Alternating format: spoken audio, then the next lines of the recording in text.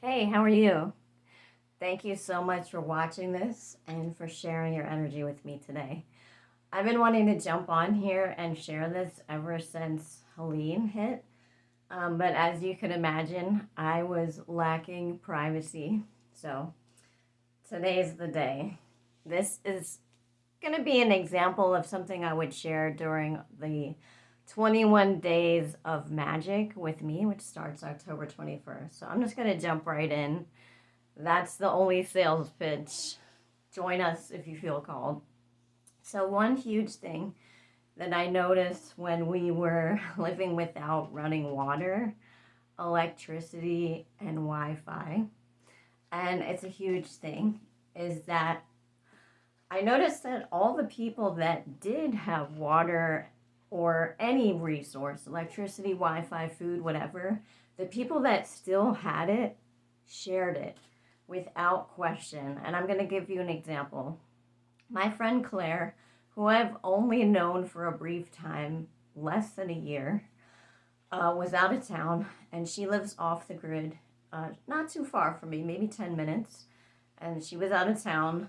And even though she barely knows me, she reached out to me and Chad and said, "Here's my house key. If you guys want to go get showers, if you need to stay there, if you want to wash your clothes, if you want to use my fridge, please do." And we did. It was a huge, like, godsend because not being able to flush a toilet, guys, really sucks. This taught me, I thought I was grateful before. Now it's like a miracle every time I flush the toilet. I'll give you another example. So please don't let this mean, I do not mean that the people that were without resources didn't deserve them or that the places were destroyed deserved it. I don't mean that in any way. So don't twist my words, okay?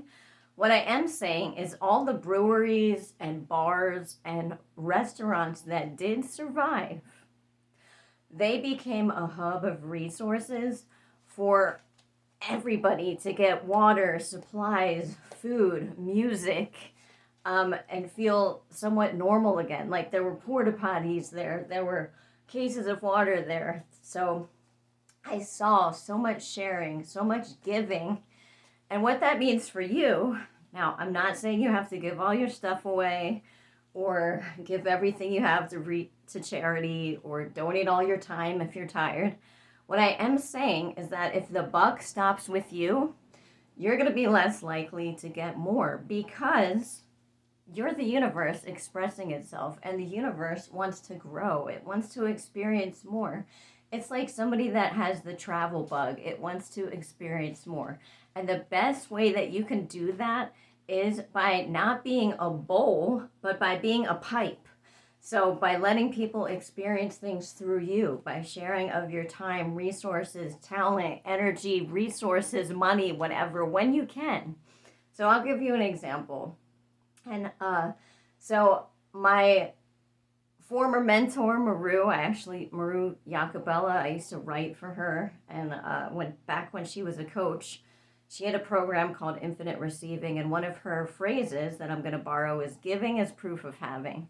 So September was my birthday month, and it was the anniversary of when we got Rebel, my Chihuahua. And so even though it was not a ton of money and I wasn't having a great financial month, I decided I'm going to donate some money to the place where we got Rebel, which is the ASPCA, or the Humane Society, rather, in Northwest Georgia. So as soon as I did that, it was like things turned around for me. Like I started to get a lot more sales. Now, I'm not saying I caused it, but it's like if you give and expect not to be rewarded directly from it, it's like you're going to get a refund from the universe. It's like the universe is going to pay you back. And I'm going to give you another example. And I use this a lot because you guys know I have a band now. So before the Lover Faces, me and Chad was in a band called Panther Town. And Chad does not like to market himself, say he's in a band, talk about music. even though he is the most talented freaking person I know, and I'm not just saying that. So as a result, when he did talk about a show, it was with the energy of, I'm bothering people, I'm annoying people, people don't want to hear this, I hate this. And guess what? They could tell.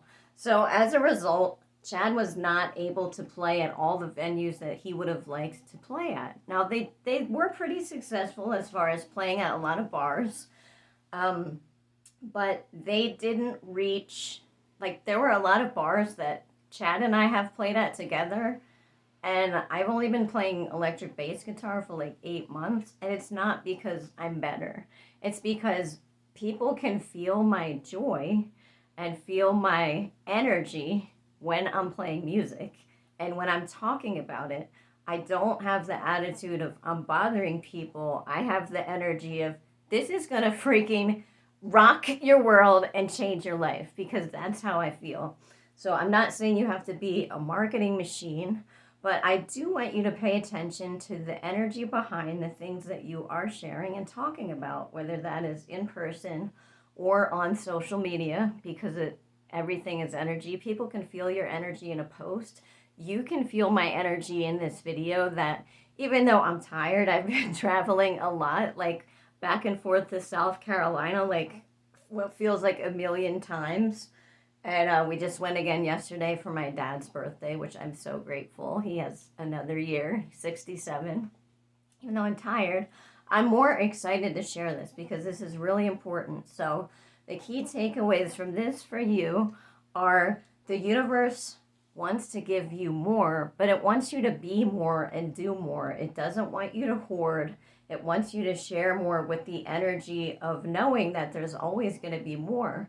So I'm sure you've heard that lack perpetuates lack, and abundance perpetuates abundance. So if you hoard out of fear of never having enough, that's going to be your experience, because you are the universe. And so if you give with the expectation of like, you know what, I know Etsy's not my source. I know like whatever is not my source. The universe is my source. The universe is my sugar daddy or sugar mama. I know there's always more. And that will be your experience too. So give knowing you can always have more. Like our neighbors that own a pizza shop, when things were shut down a couple weeks ago for the hurricane, all their ingredients were going bad. So what did they do?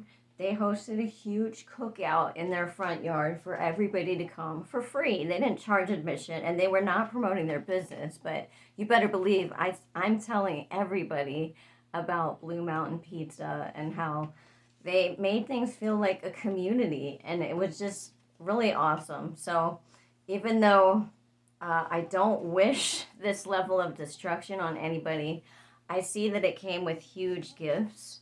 And the power to create that which we want to see, and the ability to transform through letting go of the old and holding the vision of the new and what you want to see instead. I'm going to give you one more little tidbit that has been on my mind lately. So Friday, I had an eye doctor appointment, and they had to put these drops in that dilated my pupils that made me look like an alien, and I had to wear sunglasses all day.